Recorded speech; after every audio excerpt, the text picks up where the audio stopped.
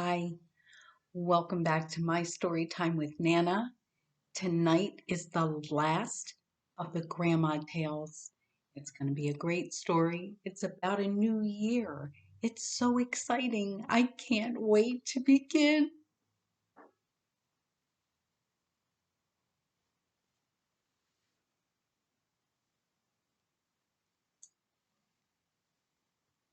Grandma Tales, Mrs. Andreola. Now that Christmas was over, everyone in the Gray Manor was preparing for the new year. The residents were excited, ready to start a new year. When Penelope and her mother got to the manor, they saw trash bags outside of some of the doors along the hall of the residents' rooms. What's going on? She asked her mother. Well, you know how we do spring cleaning at home, she answered. A lot of the residents spend the morning of New Year's Eve cleaning out their rooms, packing up clothes and items they no longer want or need. They want a fresh start for the new year. Hmm, that sounds like a good idea. A fresh start, Penelope replied. Well, I'm off to find a story. It will be my last one of the year. I hope it's a good one. Okay, well, have fun, Mommy waved to her. Penelope walked around for a while. Most of the residents were in their rooms cleaning, but one of the residents was in the kitchen. Hi, Penelope said, entering the kitchen. Hello, Penelope, the woman said. You want to help me make some bread?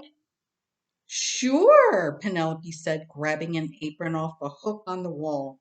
She slipped the strap over her head and tied the sash around her waist.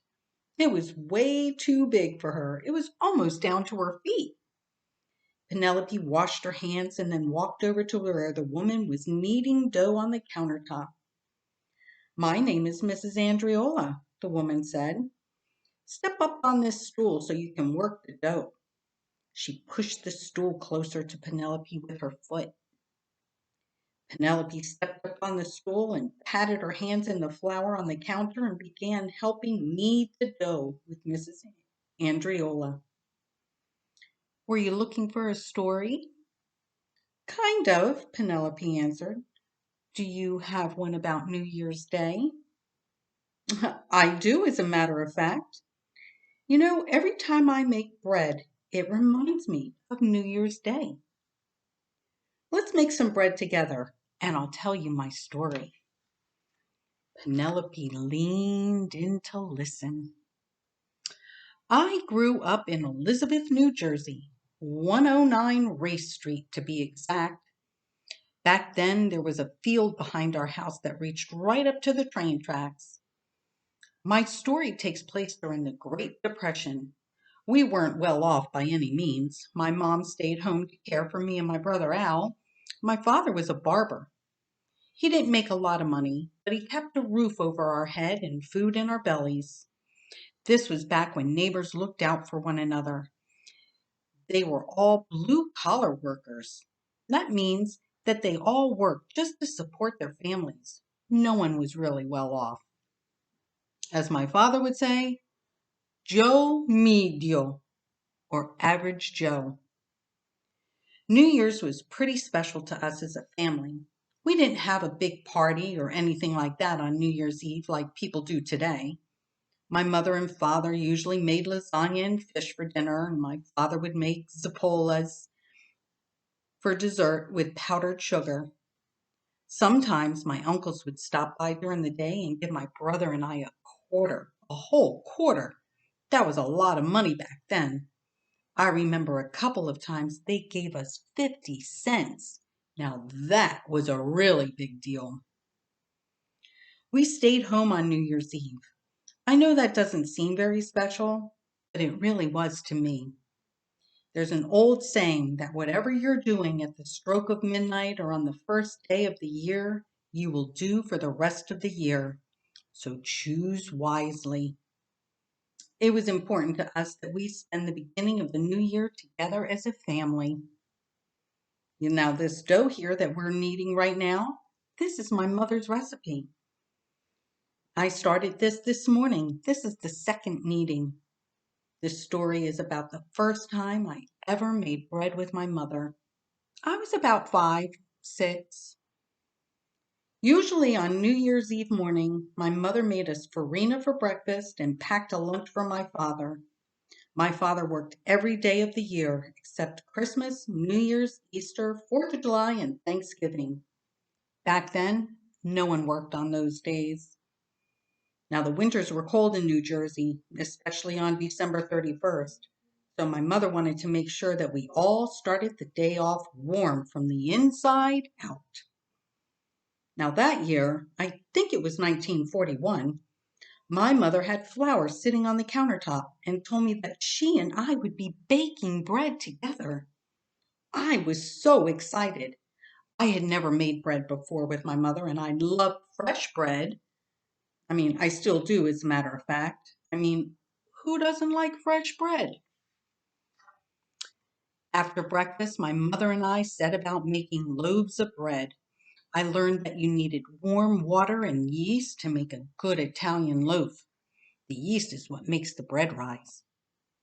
We set the balls of dough aside, covered with a tea towel till they rose, and you would not believe how big they got. And then we kneaded the balls of dough down and let them sit another hour to rise again. And then we started baking. We made 10 loaves that first time. After the bread was baked, Mother made my brother and I lunch, and then we went for a walk around the neighborhood. And I remember that day. It was warm that year for New Year's Eve. No snow, and it was a sunny day. We walked up to Pearl Street and walked toward the train tracks. I didn't know then why we took that walk, but on that particular day, I noticed several homeless men around the tracks. I asked my mother why there were people hanging around the tracks. Why weren't they home? And then she explained about the Depression. She told my brother Al and I that times were hard, and so a lot of people were out of work, didn't have money or a home. There, but for the grace of God go I, she said, making the sign of the cross. I didn't know what that meant because I was a little girl, but my mother elaborated that if it weren't for God's grace, we could be living on the tracks. I felt very lucky, and really, I couldn't wait to get back home, back to my safe home. My father arrived shortly after we got home from our walk, and then he and Al began preparing the fish for our New Year's Eve dinner. My mother had already started the lasagna. She had prepped it while we made the bread. I was a bit surprised when my mother hadn't set out bread for our dinner. I didn't say anything because I figured she just had forgotten that we made bread that day. 10 loaves. My father made the zappolas and sprinkled them with powdered sugar, and we ate them with coffee. This was always my favorite part of New Year's Eve, sitting together, having zappolas and drinking coffee. Just us, my family. We usually talked about the past year and all that we had done and our plans as a family for the new year. Now, my brother and I were young, so we didn't stay up to ring in the new year that year. But I remember that year as my first new year. That year, my father woke us both up by shooting his gun off the back porch at the stroke of midnight. My mother came into our room and told us it was nothing, just our father ringing in the new year.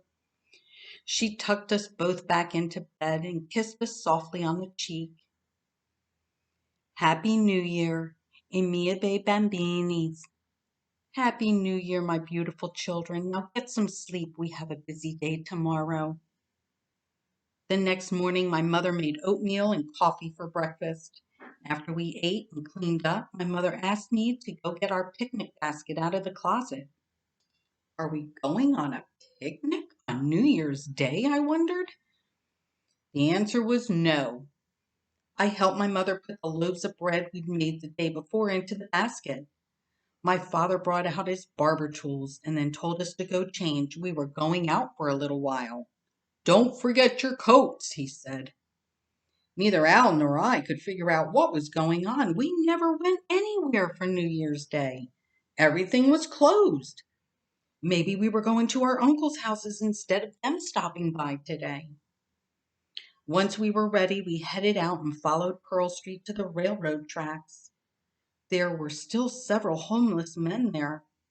"Help me with the bread, Mildred," my mother instructed. "Al, you help your father." Now, I was only 5, but I knew then what we were doing there. My mother and I had baked fresh bread for the homeless men living near the railroad tracks, and we were going to give them the bread.